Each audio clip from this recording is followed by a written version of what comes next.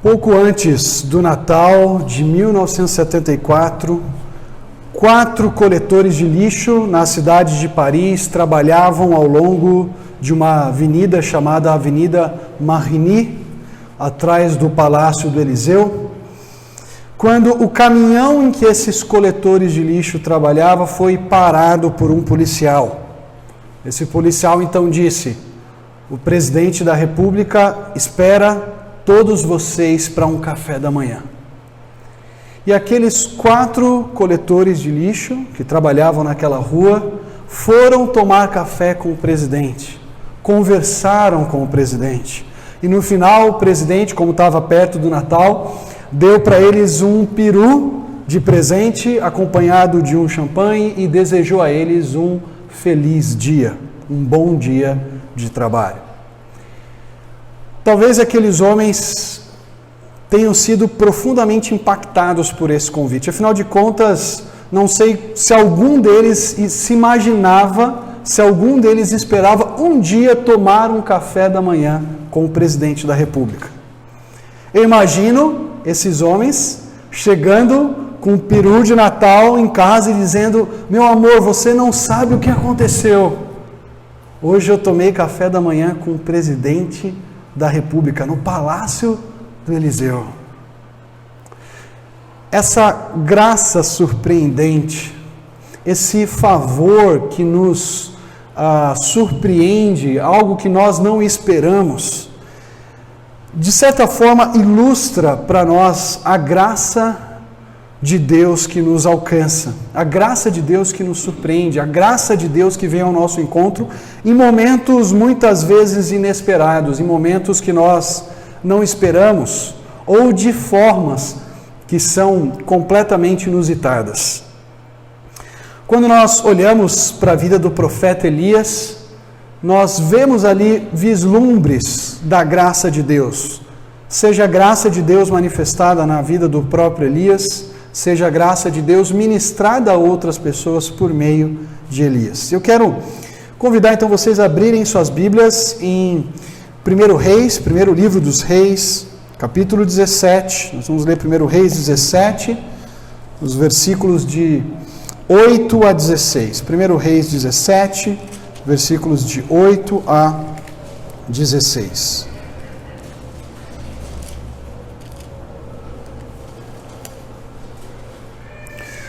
E antes de lermos a passagem, eu quero apenas situá-los no contexto desse texto. O que está se passando aqui? Vejam, Elias aparece na história de Reis de uma maneira completamente misteriosa.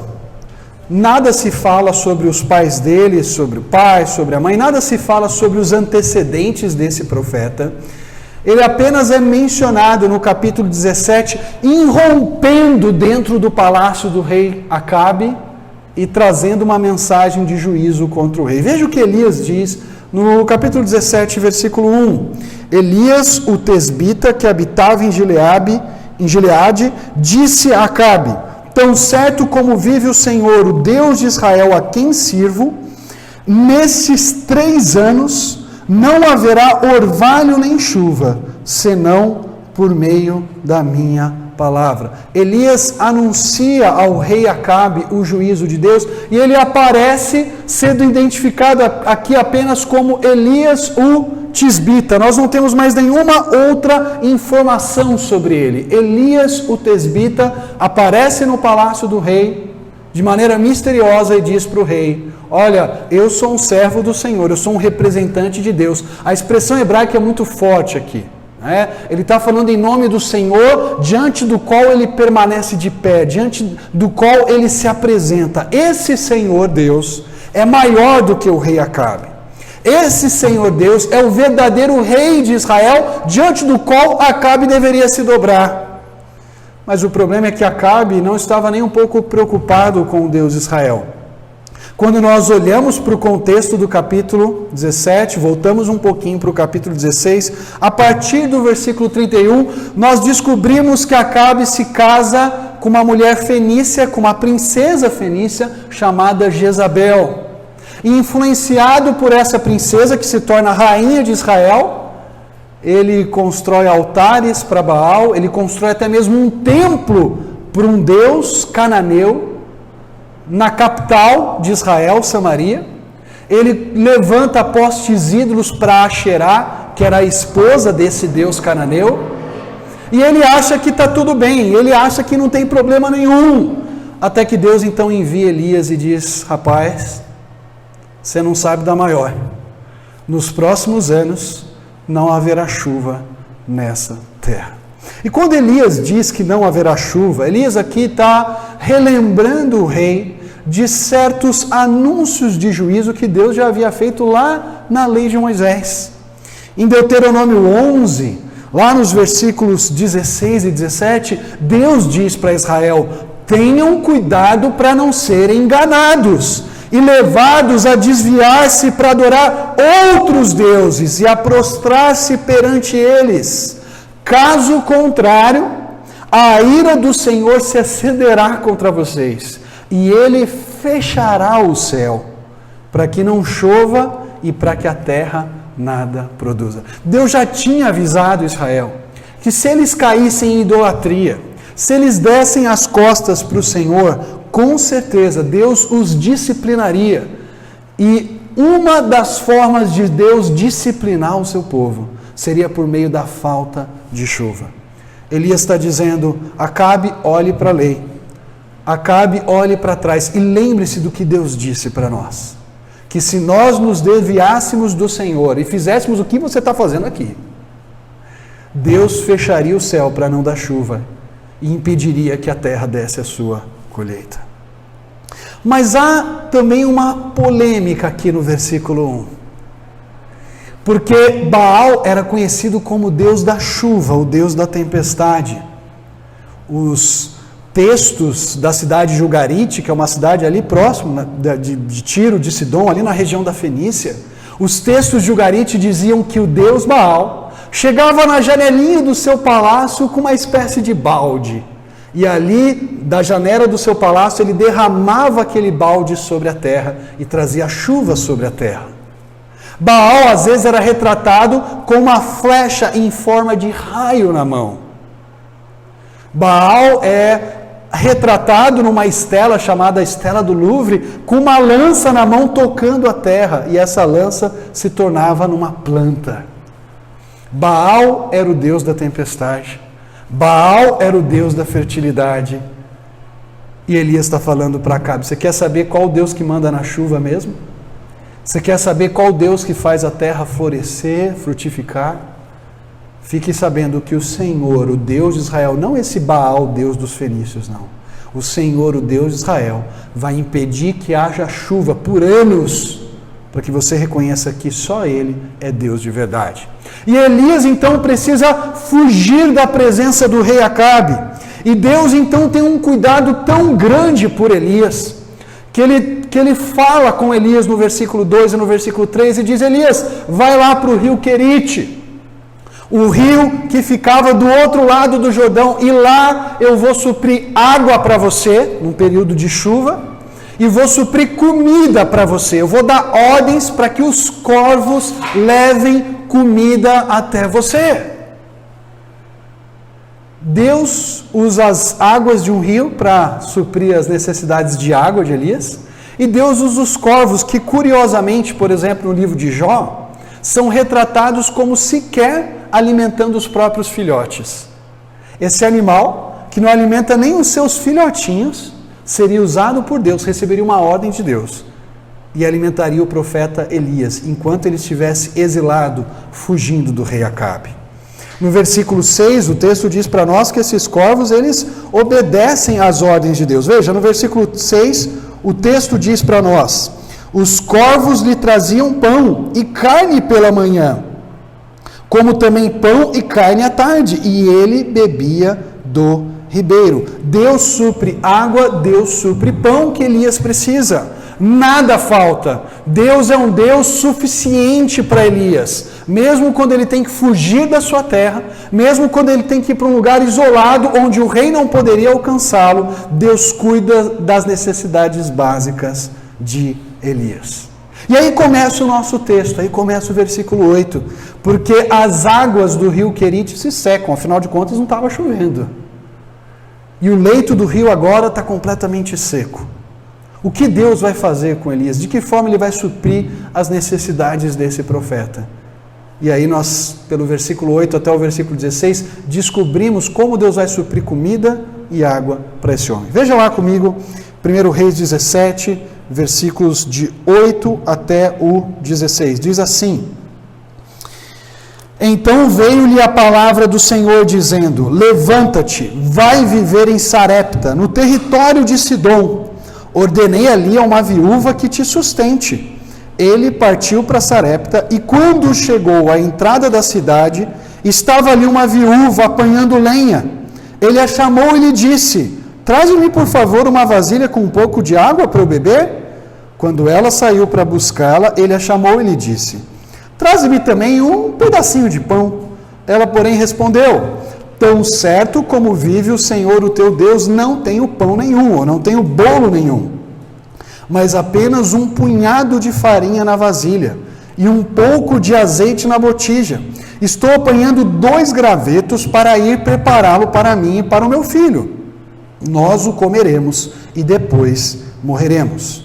Então Elias lhe disse: Não temas, vai, faze como disseste, mas primeiro faze para mim um bolo pequeno e traze-o aqui. Depois o farás para ti e para teu filho.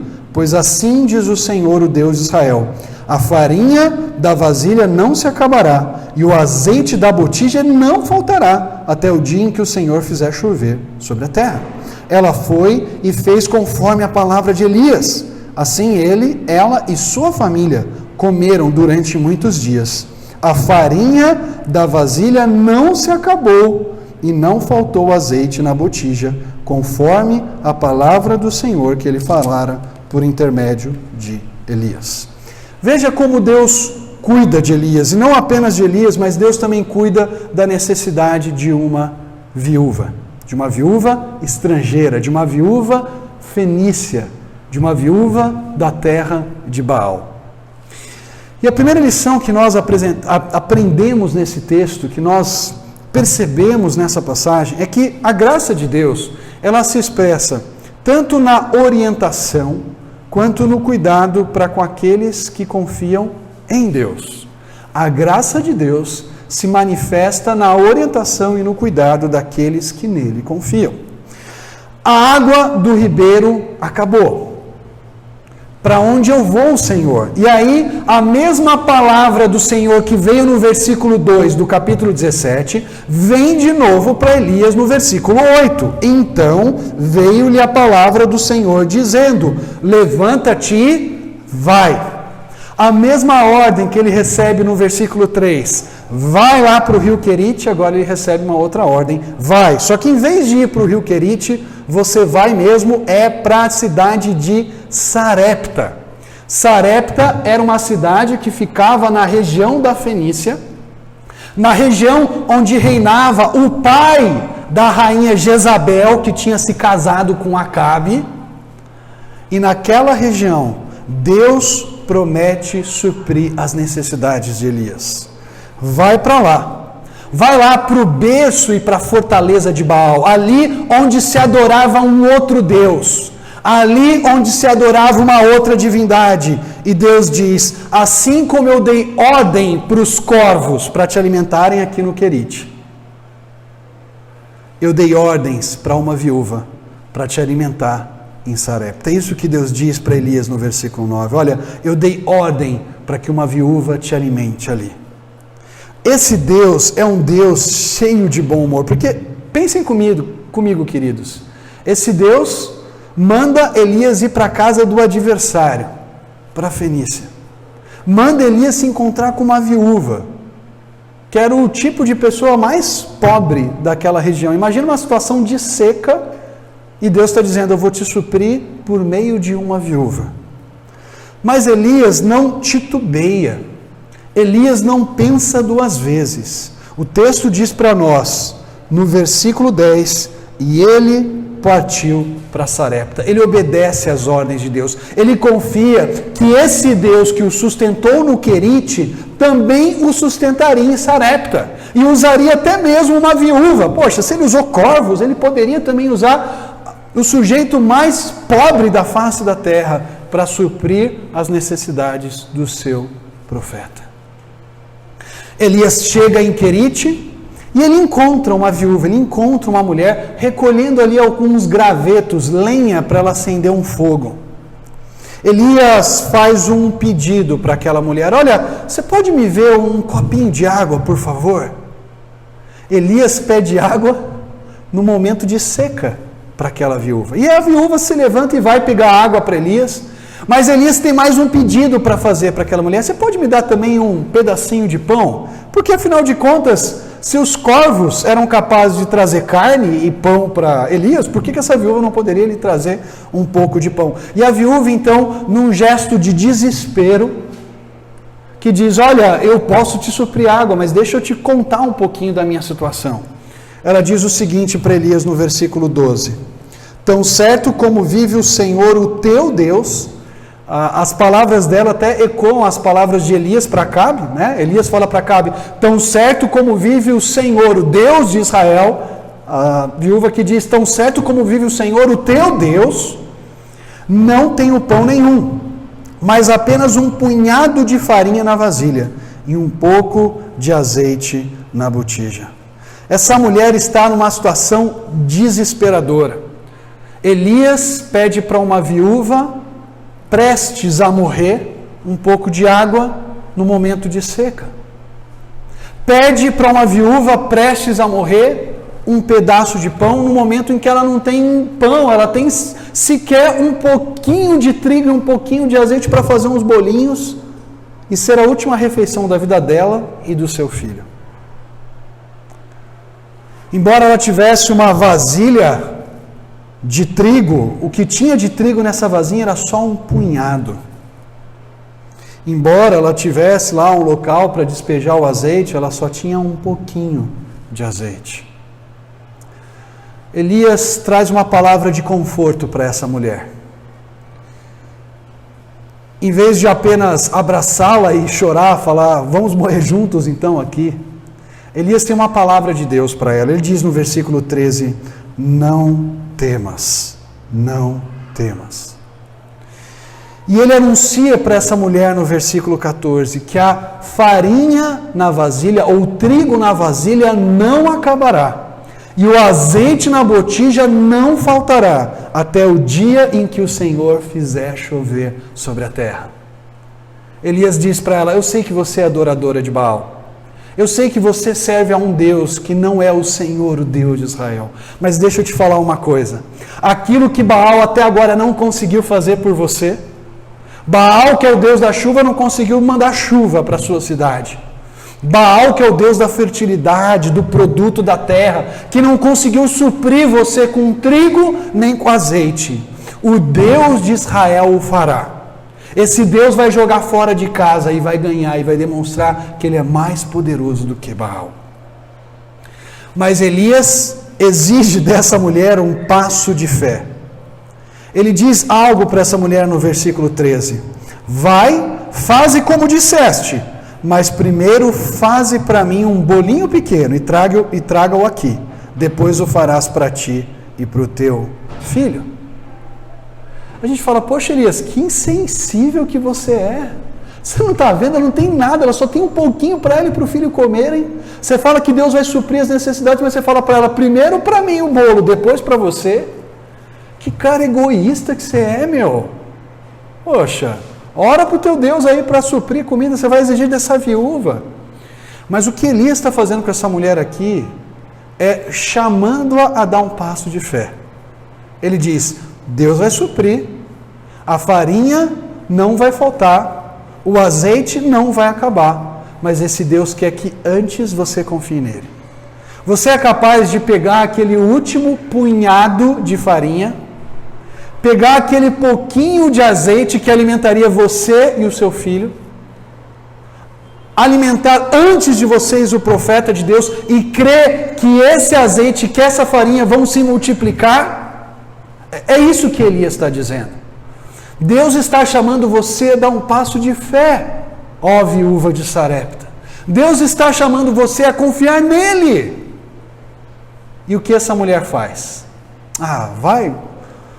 Vai tomar banho no Querite, né? Volta lá para onde? Não, ela não faz isso. Veja a resposta que a viúva lhe dá no versículo 15. Ela foi e fez conforme a palavra de Elias. Assim ela e sua família comeram durante muitos dias. Ela obedece. Assim como o profeta Elias não pergunta duas vezes e fala: Senhor, para Sarepta? Senhor, uma viúva? Não, ele vai para Sarepta e confia em Deus. A viúva também imediatamente faz aquilo que o profeta ordena. Tudo bem, vou dar aqui o trigo, vou dar o azeite, vou fazer um bolinho para você e vou crer que o Deus de Israel vai suprir as minhas necessidades, não até amanhã, não até daqui a 2 dias, até daqui a uma semana, mas até esse mesmo Deus de Israel manda chuva sobre a terra novamente. E o versículo 16 termina com uma palavra linda, quando ele diz: a farinha da vasilha não se acabou, e não faltou azeite na botija, conforme a palavra do Senhor, por meio de Elias. Esse Deus é fiel à sua palavra. Esse Deus cumpre o que promete. Esse Deus de fato tem poder que Baal não tem. Porque a farinha necessária e o azeite necessário não faltaram na casa dessa viúva. Quando eu leio essa história, eu sou lembrado de um querido pastor, um amigo meu, que numa situação de bastante necessidade na sua casa, ele e sua esposa já não tinham mais o que comer naquele dia. A esposa dele chegou para ele e perguntou: e agora, o que a gente vai fazer? E ele respondeu: eu não sei, mas a gente pode orar. Os dois se dobraram seus joelhos no seu quarto, começaram a orar, clamando pelo suprimento de Deus. E alguém então bate na porta da casa. Toque, toque, toque. E quando ele abre a porta daquela casa, tem um irmão em Cristo muito querido, com uma cesta básica na mão, dizendo: olha, eu vim trazer isso aqui para vocês. E aquele pastor então recebe aquela cesta básica, grato pelo suprimento de Deus. Mas se não bastasse isso, aquele irmão ainda diz para ele: olha, Deus tocou no meu coração e a partir de hoje eu quero ser um dos seus mantenedores. Eu quero apoiar financeiramente o seu ministério. Eles não sabiam o que fazer. Eles não sabiam que resposta dar para aquele momento que não havia comida em casa. Mas o Deus que cuidou de Elias e o Deus que cuidou da viúva de Sarepta também cuidou daquele pastor e da sua esposa no momento de extrema necessidade.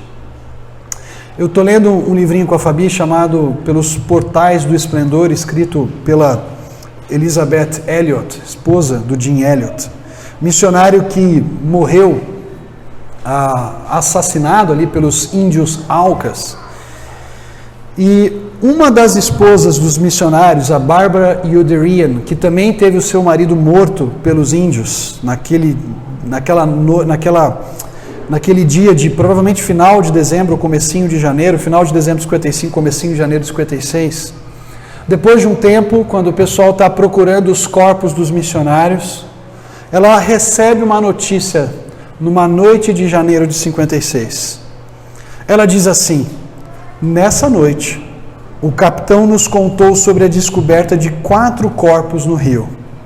Um deles estava de camiseta e jeans. O Roger era o único que usava esse tipo de roupa. Deus me deu este versículo 2 dias atrás, porque esse Deus é o nosso Deus agora e para sempre. Ele será o nosso guia, mesmo depois da morte. E a Barbara Uderian continua escrevendo no seu diário: quando fiquei cara a cara com a morte de Roger, meu coração se encheu de louvor. Roger era digno de seu retorno para casa. E ela então ora no seu diário: Senhor, ajuda-me a ser mãe e pai ao mesmo tempo. Quando eu olho para essas histórias, quando eu olho para a história de Elias, da viúva de Sarepta, a história desse meu amigo pastor, quando eu olho para a história da Barbara Uderian, eu fico me perguntando, será que nós confiamos plenamente na graça de Deus, como essas pessoas eram capazes de confiar em momentos extremos? Em momentos em que o seu marido morre por pregar o evangelho nas mãos de índios. Em momentos em que você não sabe o que você vai comer no jantar. Será que nós acreditamos que Deus é capaz de cuidar de nós, dando a orientação que nós precisamos, como Ele orientou Elias para seguir em frente e suprir as necessidades que nós temos? Quantos de nós andamos ansiosos quanto ao emprego no futuro, quanto a algum compromisso de trabalho que está bem enrolado, a gente não sabe como resolver, a gente até perde o nosso sono porque esquecemos de lançar o problema nas mãos de Deus e queremos tomar o problema nas nossas mãos. Ficamos preocupados, né? Será que eu vou ter um cônjuge, vou ter um marido? Ou será que Deus vai transformar o meu marido e a minha esposa do jeito que eu gostaria? Ficamos preocupados quanto talvez alguma decisão no futuro muito especial. Deus nos chama a confiarmos totalmente nele, como a viúva confiou. Deus nos chama a confiar totalmente na suficiência dele, como Elias confiou. Perceba, Elias, quando recebe a mensagem de Deus, vai lá e fala com Acabe que não vai ter chuva. Ele sabia que aquilo significava viver como exilado. Ele sabia que aquilo poderia comprometer a própria vida dele, mas Elias fala com Acabe. E ele confia de que Deus é suficiente.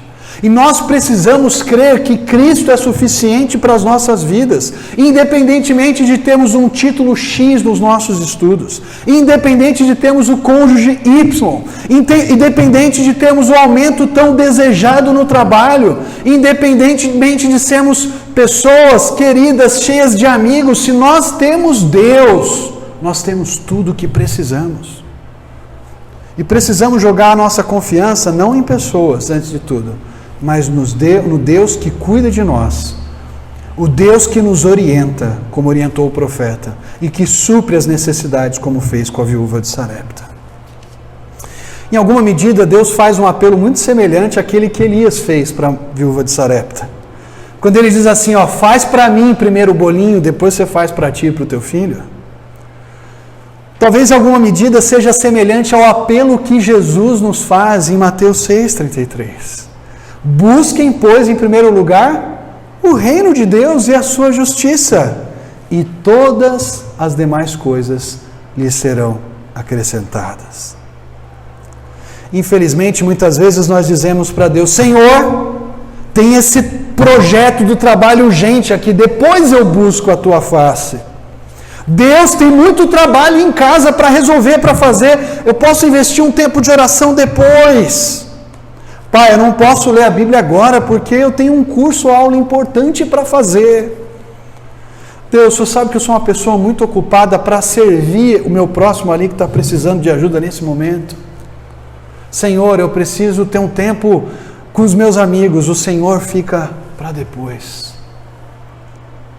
E Deus constantemente está nos dizendo, primeiro o meu reino, primeiro a minha justiça, depois as demais coisas. Deus nos chama a servir pessoas. Deus nos chama a buscar a palavra de Deus como prioridade na nossa vida. A palavra de Deus não pode ser um apêndice na nossa vida.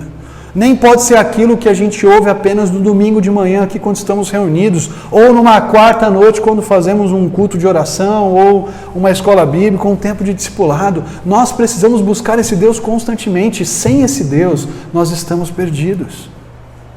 Nós precisamos olhar para as oportunidades de relacionamento que Deus está nos dando, talvez pessoas que precisam da nossa ajuda, e falar, Senhor, o teu reino antes do meu conforto. Senhor, o teu reino antes do meu prazer. Senhor, o teu reino antes do meu entretenimento. O Senhor está colocando essa pessoa para eu servir. O teu reino vem em primeiro lugar. Lembre-se, a graça de Deus é suficiente para nós. Para aqueles que confiam nesse Deus quanto à orientação e o suprimento das suas vidas. Mas perceba que a graça de Deus aqui, ela se expressa para pessoas de todos os lugares e de todos os tipos. Afinal de contas, o Deus que diz para o rei de Israel, não vai ter chuva, e faz esse rei de Israel, no capítulo 18, sair do seu palácio para buscar capim para os seus animais, porque já não tinha mais capim ali perto.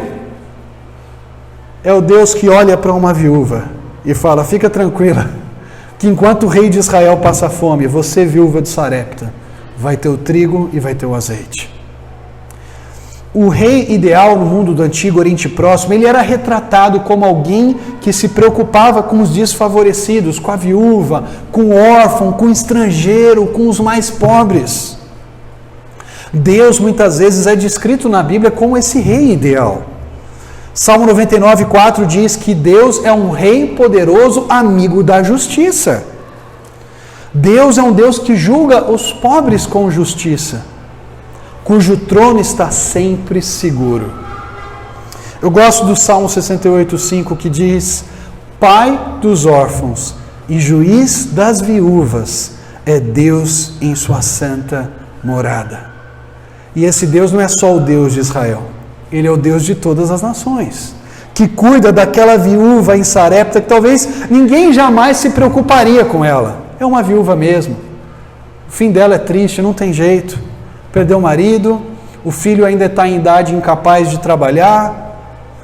Fazer o quê? É o destino dessa mulher. A morte logo virá até ela e até o seu filho. Mas Deus não. Deus se importa com essa viúva lá no cantinho, lá em Sarepta. Não é nem uma viúva de Tiro nem de Sidom, uma viúva de Sarepta.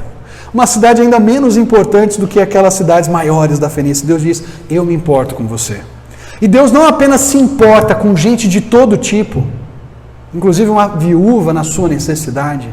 Deus é o Deus que se importa com pessoas de todos os lugares. Quando Deus ele dá a bênção para Abraão e diz: olha, Abraão, sai da tua terra, da tua parentela e vai para a terra que eu te mostrarei. E Deus promete para Abraão uma terra. E Deus promete para Abraão uma grande descendência. Mas ele não para aí. Deus não é o Deus só de Abraão. Deus é o Deus que diz em Gênesis 12:3: abençoarei os que te abençoarem, amaldiçoarei os que te amaldiçoarem, e em ti serão benditas todas as famílias da terra. A bênção de Abraão alcança a viúva de Sarepta. A bênção de Abraão alcança mais para frente, na continuidade da história, lá em 2 Reis, por meio de Eliseu e de uma escrava, um comandante do exército da Síria chamado Naamã. A bênção de Deus alcança assírios, que ouvem a mensagem de Jonas. A bênção de Deus alcança uma moabita chamada Ruth. E Deus está mostrando nesse texto que Ele não apenas alcança pessoas de todos os tipos, Deus também alcança pessoas de todo lugar, de toda a nação. Essa graça de Deus que é suficiente para cuidar e orientar aqueles que confiam em Deus, é também uma graça que se expressa para todo tipo de pessoa, em todo lugar.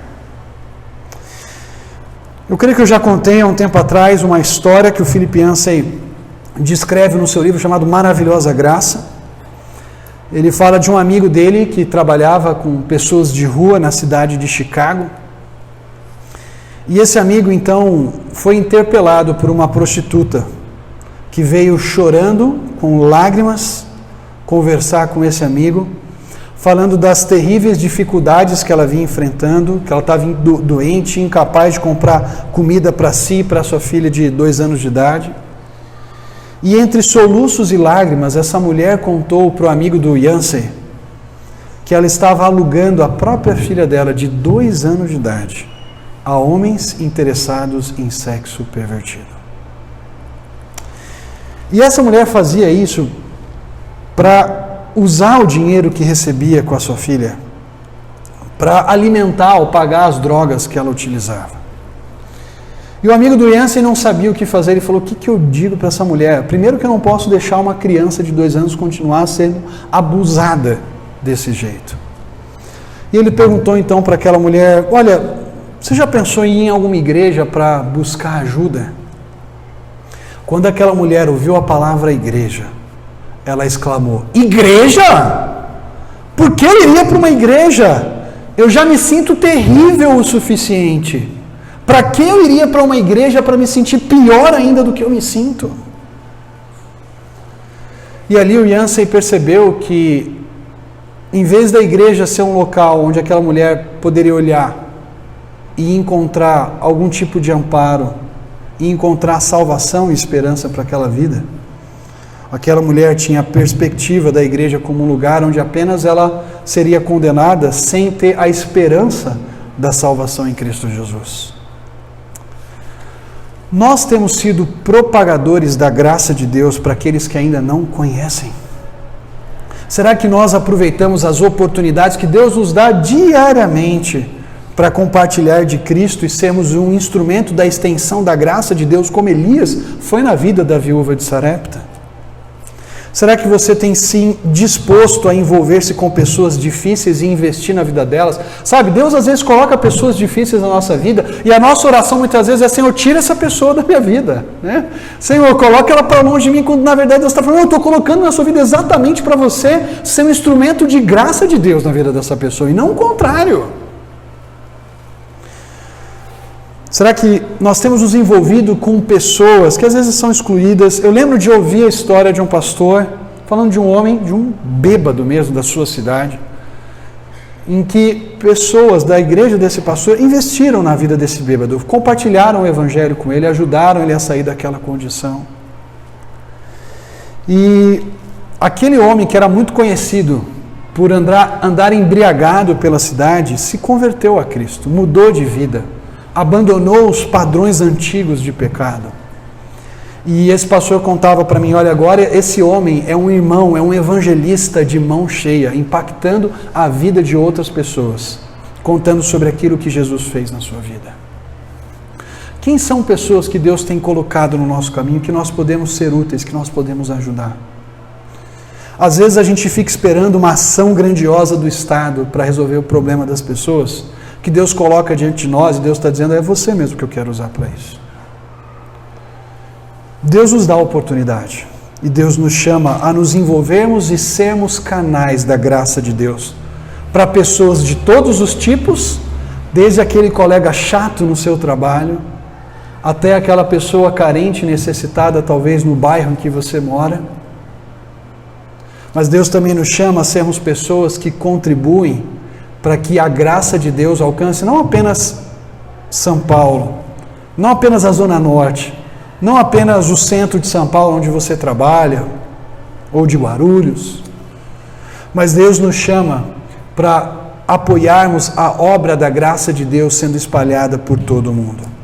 Nós precisamos orar. Você tem orado semanalmente por algum missionário, por pessoas que saíram do seu contexto, do seu conforto, se dispuseram a aprender uma língua diferente, se dispuseram a conhecer e se adaptar a uma cultura diferente, para proclamar as boas novas do Evangelho, para servir pessoas de outros lugares que não tinham nada a ver com ela, mas elas foram para lá, obedecendo a ordem de Deus, e disseram: não, eu vou proclamar o Evangelho de Deus aqui, eu vou servir as pessoas que Deus coloca diante de mim aqui. Qual tem sido o nosso papel em apoiar, seja financeiramente, seja orando por essas pessoas? Conta essa história de um juiz, o juiz Kaufmann, que presidiu o julgamento de 2 espiões russos, os espiões Rosenberg. Eles foram acusados e condenados por traição contra os Estados Unidos da América e sentenciados à pena de morte. Em seu resumo, no final do longo e amargo julgamento, o advogado dos Rosenberg disse de maneira muito intensa, muito severa: meritíssimo, o que os meus clientes pedem é justiça, meritíssimo. O juiz Kaufmann olhou para aquele advogado e disse: olha, o tribunal acabou de dar para os seus clientes aquilo que eles merecem, e aquilo que você está pedindo: justiça. Eles merecem serem mortos por aquilo que fizeram contra os Estados Unidos da América. O que realmente você deseja para esses homens é misericórdia. Mas misericórdia é algo que esse tribunal não pode dar para eles. Mas eu e você sabemos onde a graça de Deus pode ser encontrada por traidores como os Rosenberg e como pessoas ímpias, como você e eu.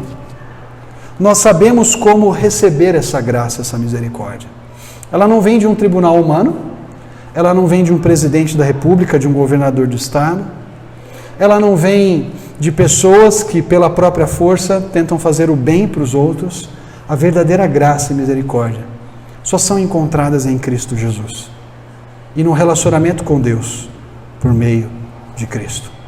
Deus nos chama nessa manhã a sermos propagadores dessa graça e a vivenciarmos essa graça no nosso dia a dia, por onde nós andarmos. Vamos orar?